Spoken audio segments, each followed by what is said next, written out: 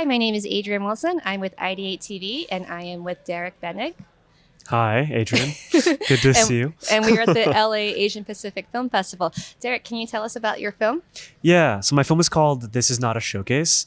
It's a short documentary about Tuesday Night Cafe, which is the nation's longest running grassroots Asian American founded multidisciplinary art space in Little Tokyo.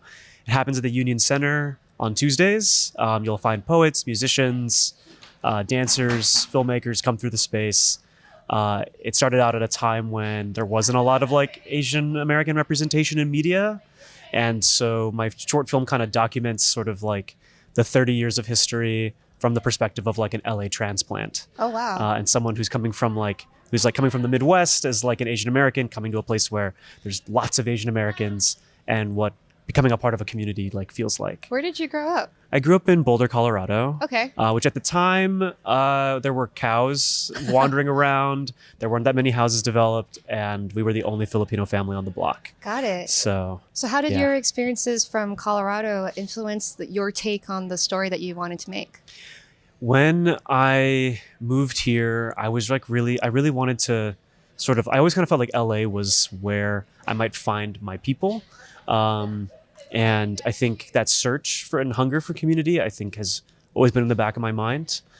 Going from a very small town where I am like the only one who's Filipino Sure. to a place where there's like 4 million, was a big shift and something I wanted for a long time.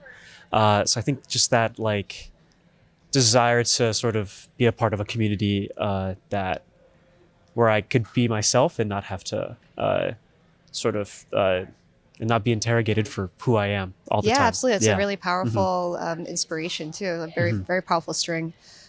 You've worked on other films before this one too, right? Like you have other stories out there. Is there like a through line through all the stories that you want to be sharing?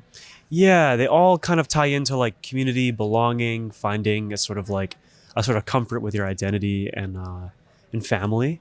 Okay. And so I think this film is it's less about like biological family, more about chosen family. Cool. And like the community through that lens as well. Awesome. So yeah. Can you talk a little bit about the process of what went into it? I'm sure like with such a complicated story, like how long did it take or any obstacles that you faced that you're really excited and proud of overcoming? Yeah, it took 4 years to put together this film. 1,700 hours of footage. Oh, wow. Our mix of archives and footage that we filmed. So there was just a lot to work through. It's 1,700 hours of footage, but it's a 36-minute movie. There were a lot of great little stories that didn't make the final cut. Many stories, many people have been through this space. So there's just too much to put into one movie. And so I think for me, the hardest part was like letting go of some of my favorite scenes, favorite shots, and just hoping that someone else after me who wants to make another movie about the space will maybe a part two. Yeah, or maybe a part two. Yeah, someone will pick that up, right? Very cool. And put that together. Yeah. Awesome. So with the message that you eventually share with your audience, why is that message important today? Ooh.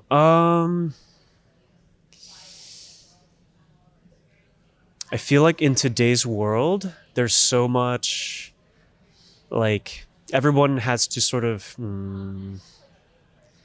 I feel like in today's world, it's important to just have a space where, like, you can be yourself. You don't have to be anyone that you're not. You don't have to, like, I guess, perform or, like, sort of, like, hustle. You can just, like, hang out, have a good time, and feel like you're, like, with friends and family. I feel like just with how digital everything is and how online everything is, it's nice to have a place in person that I think you can just kind of like be low key about and be at. And so that's like a safe space. Yeah, a safe space. Yeah. That's really nice. Very cool. Is there like, because you follow so many different storylines, is there one that stands out that you'd like to highlight? Oh man.